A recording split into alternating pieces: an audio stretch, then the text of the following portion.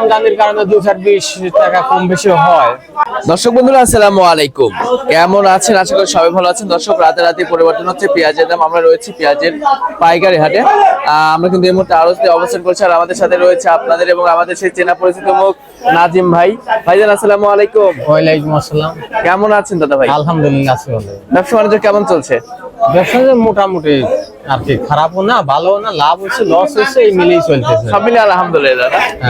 আচ্ছা, সব মিলে আজকে কত মন পেঁয়াজ কিনছেন? তা তো 50 মনের উপরে। 50 মন। হাটে আমদানি কেমন ছিল দাদা ভাই? আমদানি অন্যান্য বছরের তুলনায় বছরে যেভাবে হয় সেভাবে হচ্ছে না। কৃষ্ণ দাম কম দেখে উঠাচ্ছে না, দাম কম দেখে। হ্যাঁ, খালি ফুল কাটি পেঁয়াজ গুলো বেশি তুলতেছে। আচ্ছা, আজকে যে মালগুলো কিনছেন কোথায় যাবে এই মালগুলো? এই মালগুলো ঢাকা যাবে। ঢাকা? ঢাকা কোন মার্কেটে?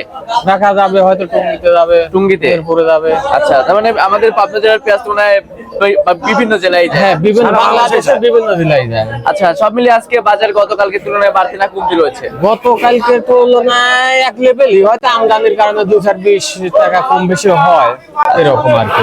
আচ্ছা, এই যে আমাদের বাংলাদেশে যারা কৃষক রয়েছে, যারা পেঁয়াজ চাষি রয়েছে, তারা কি ন্যায্য মূল্য পাচ্ছে পেঁয়াজ? না, প্রচুর লস।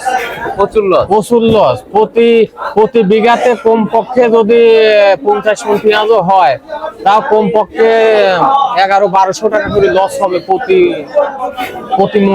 মনে। হ্যাঁ, যেহেতু গত বছরে জমির দাম ছিল 20-22 হাজার টাকা, সেই জমির দাম হচ্ছে 35-40 হাজার টাকা বিঘে, এবং সার বিষ কামড়া সমস্ত কিছুর দাম বেশি। আচ্ছা, কেমন দাম বেশি? কেমন দাম হলে কৃষকরা ন্যায্য মূল্য পাবে?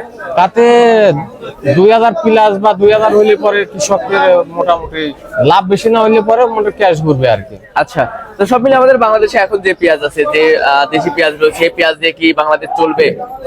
বর্তমান যে পেঁয়াজ উৎপন্নই বেশি, যেহেতু অন্যান্য বছরের তুলনায় এবছরে প্রায় 60% পেঁয়াজের আবাদই বেশি, এই জন্যই হয়তো ফুল না হইলে পরে লাস্টে দেখা যায় কিছু পেঁয়াজ হয়তো শর্ট হয়, কিন্তু সারা বছরই প্রায় চলে যায়। তবে এইদিকে আবার চিন্তা ভাবনা করা যায়, মল্লিকেরা পেঁয়াজ উঠে যায় আগে, এই জন্য প্রায় ঘাটতি হবে না বললেই চলে। আচ্ছা, তার মানে এলসি পেঁয়াজ দরকার নাই। আচ্ছা, তাহলে আপনারা যারা ব্যবসায়ী রয়েছেন, তারা তো চরম বিপদের মধ্যে আছেন। এক্ষেত্রে কি সরকারের কাছে আপনাদের কোনো চাপ পাওয়া রয়েছে, কিছু বলার আছে? সরকারের কাছে আমাদের চাওয়া পাওয়া কৃষক হিসাবে রয়েছে, সার বিষের দাম যদি কমায় তাইলে হয়তো সরকার এটা ছাড়া তার কিছু করতে পারবে না। আচ্ছা, সরকারি যে বীজটা আসে সরকার থেকে, এগুলো যদি দাম দামটা কমালে আরো কৃষক বাঁচবে। আচ্ছা। তো ঠিক আছে ভাইজান, আপনাকে অসংখ্য ধন্যবাদ। দর্শক বন্ধুরা, আমরা সরাসরি ব্যবসায়ী ভাইয়ের সাথে ছিলাম, কথা বলে আপনাদেরকে পেঁয়াজের সর্বনিম্ন সর্বোচ্চ দাম জানিয়ে দিয়েছি। আজকে প্রতিমন পেঁয়াজ বেচা কিনেছে সর্বোচ্চ 1300, সর্বোচ্চ 1300, নিচে 1100। কোয়ালিটি ভেদে কিন্তু দাম নির্ভর করে। ক্যারিং খরচ মনে যেটা 1300 করে কেনা বেচা হয়েছে, সেটা কিন্তু রাখি পেঁয়াজ ঘরে রাখার জন্য।